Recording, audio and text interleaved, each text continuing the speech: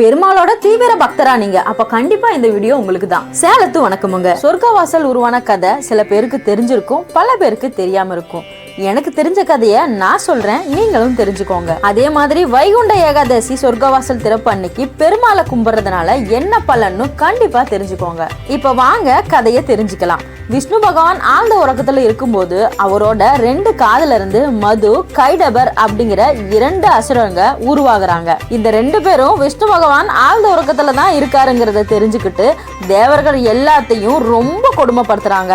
விஷ்ணுவோட சக்தியால உருவான இவங்களை சமாளிக்க முடியாம தேவங்க எல்லாமே ரொம்ப திணறி போயிடுறாங்க. ஒரு கட்டத்துக்கு மேல தேவர்களால அவங்க பண்ற கொடுமையை தாங்க முடியாம விஷ்ணு பகவானால உருவான இவங்களை அவரால் மட்டுமே அழிக்க முடியும்னு முடிவு பண்ணி தேவர்கள் எல்லாம் விஷ்ணு பகவான் கிட்ட முறையிட்டு தங்களை காப்பாற்றும்படி வேண்டி நிக்கிறாங்க.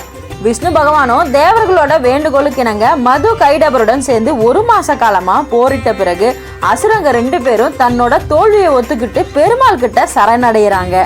அது மட்டும் இல்லாம அவர்கிட்ட ஒரு கோரிக்கையும் வைக்கிறாங்க.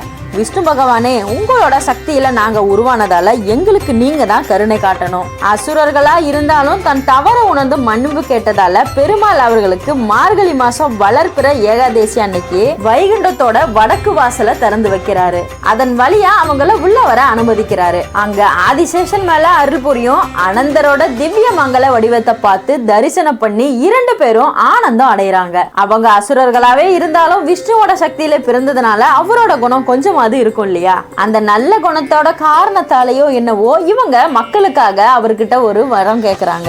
இறைவா, வைகுண்ட ஏகாதசி அன்னைக்கு உங்களை தரிசிக்க வர்ற அனைவருக்குமே எங்களை போல அவர்கள் செஞ்ச பாவங்களை மன்னிச்சு அவங்களுக்கு நல் மோட்சத்தை அளிக்கும்படி கேட்கிறாங்க.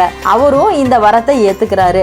அதனாலதான் வைகுண்ட ஏகாதசி சொர்க்கவாசல் அன்னைக்கு தன்னை நாடி வர்ற மக்களோட பாவங்களை மன்னிச்சு மோட்சத்திற்கு வழி கொடுப்பாருன்னு புராண கதையில சொல்லியிருக்காங்க. வைகுண்ட ஏகாதசி பத்தி புராண கதைகள் எடுத்துக்கிட்டா 2-3 கதை இருக்கு. அதுல ஒரு கதையை தான் நான் இப்ப சொல்லியிருக்கேன். வைகுண்ட ஏகாதசி அன்னைக்கு அவரை நாம தரிசனம் பண்றதுனால நேரடியா நாம வைகுண்டத்திலேயே அவரை தரிசனம் பண்றதோட அருள் பரிபூர்ணமா நமக்கு கிடைக்குங்கிறது நமக்கு கிடைக்கிற பாக்கியம்தான். எல்லாருக்குமே சொர்க்கம் நரகம் அப்படிங்கிற 2 பத்தியும் புரிதல் இருக்கும். நரகத்துக்கு யாராவது போகணும்னு ஆசைப்படுவாங்களா? மாட்டாங்கல்ல.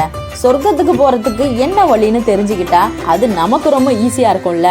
அதுல ஒரு வழிதான் இந்த வைகுண்ட ஏகாதசி வழிபாடு. அதனால நம்ம இப்போ வைகுண்ட ஏகாதசி அன்னைக்கு வழிபட்டா சொர்க்கத்துக்கு போவோமா அப்படின்னு நீங்க கேட்கறது என் காதுல ஒலிக்குது.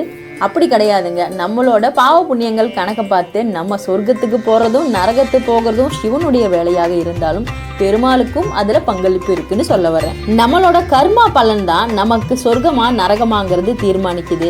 தப்பு செய்யறவங்களும் கெடுதல் செய்யறவங்களும் பாவம் செய்யறவங்களா இருந்தாலும் கண்டிப்பா ஒரு கட்டத்துல திருந்த வேண்டிய சூழ்நிலை வரும். அப்ப அவங்களுக்கு மன்னிப்புன்னு ஒண்ணு இருக்கும் இல்லையா? அந்த மன்னிப்பானது கடவுள்கிட்ட நாம சரணாகதி அடையும் போதுதான் நமக்கு கிடைக்கும். அப்ப கண்டிப்பா சொர்க்கத்துக்கு ஒரு வாய்ப்பு இருக்கு இல்லையா?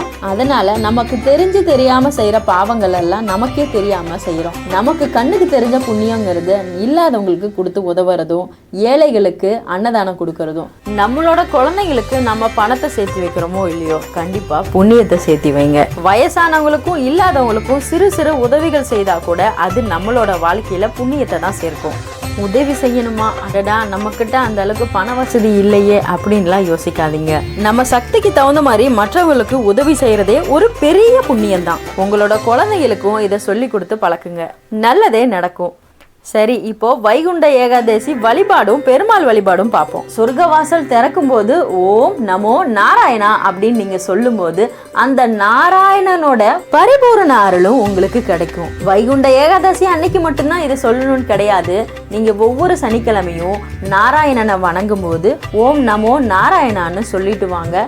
கண்டிப்பா அவரோட அருள் எப்பயும் எங்கேயும் உங்களுக்கு துணையா இருக்கும். வைகுண்ட ஏகாதசி அன்னைக்கு வீட்டுல விரதம் இருந்து வழிபடுறதோட பெருமாள் கோவில்ல சொர்க்கவாசல் திறப்பு நிகழ்ச்சியில கலந்து பெருமாளோட அருளை வாங்கிக்கோங்க.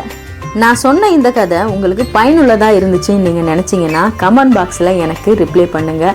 அது மட்டும் இல்லாம வேற எந்த கடவுளோட வரலாறுகள் தெரிஞ்சுக்கணும் அப்படின்னு நீங்க நினைச்சாலும் கமெண்ட் பாக்ஸ்ல அந்த கடவுளோட பெயரை எனக்கு பதிவிடுங்க. கண்டிப்பா அந்த கதையை நான் உங்களுக்காக சொல்றேன். நமச்சிவாயம்.